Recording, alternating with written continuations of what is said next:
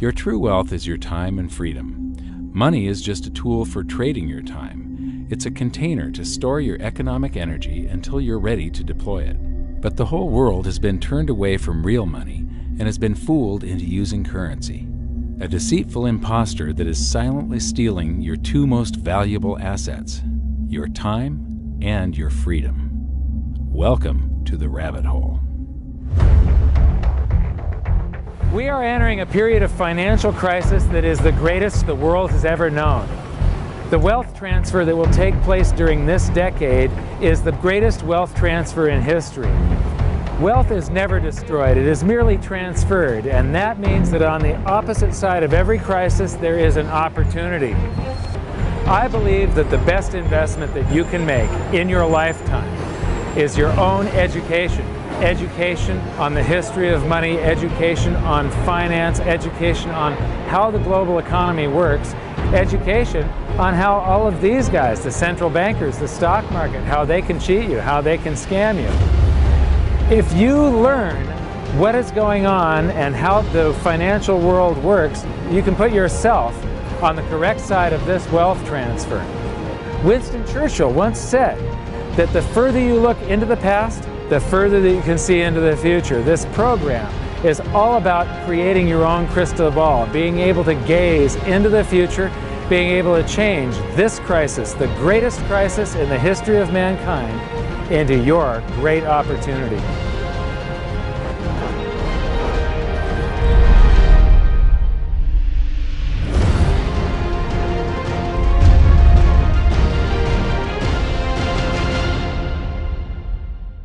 The hidden secrets of money, some of them are hidden in plain sight. They're like right in front of you. The way the monetary system works is something that isn't actually hidden away from all of us. It's out in the open, but it's complex and people just they can't see how it works. It's hard for them to imagine that we're living in such a hoax. Others are meant to be secret, but the truth is slowly coming out, like the Federal Reserve being a private corporation and not really part of the US government. But when I started studying this, what I found was that there was no place that I could point people to where they could get it all in one spot. And so I basically decided to write my book about it and consolidate monetary history, economics, the markets, fundamentals of gold and silver. There's a lot of smoke and mirrors in economics, and I've sort of made it my job to lift the fog for people.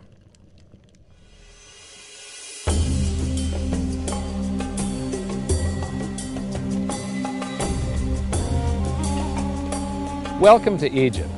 This is where it all began. Roughly 5,000 years ago, the Egyptians started using gold and silver as their predominant form of currency. But it was not yet money. The pieces of gold and silver that they were using were odd sizes and weights, odd purities, so it still was not interchangeable, where each unit is the same as the next. This meant that nothing really had a price yet. You couldn't put a price of so many coins on something because they didn't have coins yet. Trade was still difficult. It was still a guessing game when it came to the exchange of values. One of the reasons that we are in the financial mess that we are today globally is that people do not understand the difference between currency and money.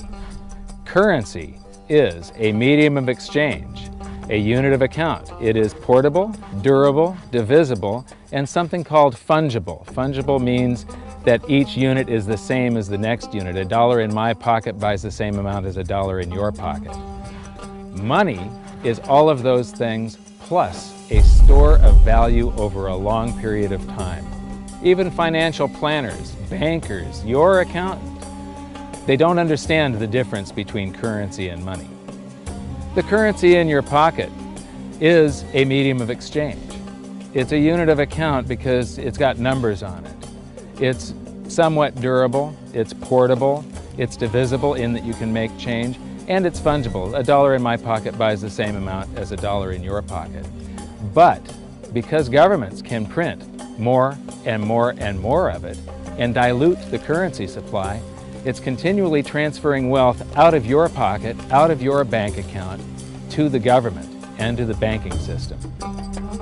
The reason that gold and silver are the optimum form of money is because of their properties. It's an easy medium of exchange because gold and silver store a large amount of value in a very small area. It's a unit of account. Pure gold has the same value all over the planet. So an ounce of gold buys the same amount here in Egypt as it would in China or in the United States. It's durable. The same gold that Egyptians were using in trade 5,000 years ago is still here with us today. It does not corrode. It's divisible. You can make change with it. It's very portable. You could use something like oil as money. It's just that you can't carry around a barrel of oil on your back. It's fungible. Pure gold is the same wherever it is on Earth. Pure silver is the same wherever it is on Earth. It's limited in quantity. That's the reason that it maintains its purchasing power. Governments cannot print it. Over the last 5,000 years, only gold and silver have maintained their purchasing power. There have been thousands upon thousands of fiat currencies, currencies that are unbacked by gold or silver, and they have all gone to zero. It's a 100% failure rate. In the past several years, I've spoken in many countries about the crisis that's coming, and a lot of people think that they're going to be okay in their country, that it's only going to happen to the United States or maybe the United States in Europe. But what they don't realize is that this is a global phenomenon. I got to show you something here. This is base currency in the United States. This is the number of paper dollars that exist, basically. It took 200 years to go from no dollars in existence to 825 billion. And then we had the bailouts, and then we had QE1, quantitative easing, 1, then QE2, and then we had QE3, and then QE4, and then soon we're going to have QE57 and QE382. And it isn't just here. This is what the Canadian currency supply looks like. This is Australia, South Africa, Russia. Now, this starts out in just the year 2001, and this is like 18 times more currency in existence in a little over a decade. Here's Singapore, same story. Look at that, since the crisis, just bam. India, China, every government on the planet is doing this insane deficit spending and expanding their currency supplies, doing bailouts. And history shows that there is no example of this turning out well. So that all seems pretty scary. However, this is going to happen, and you can only play the hand that you're dealt. But the great news is that gold and silver always end up doing an accounting of the expansion of the currency supplies. Basically, the will of the public and the free markets. When governments do this kind of stuff to their currency supply, they debase it. Eventually it comes back in inflation. People sense the loss of their purchasing power. They rush back to gold and silver, and they bid the value of the gold and silver up in the country until it meets or exceeds the value of all the currency in circulation.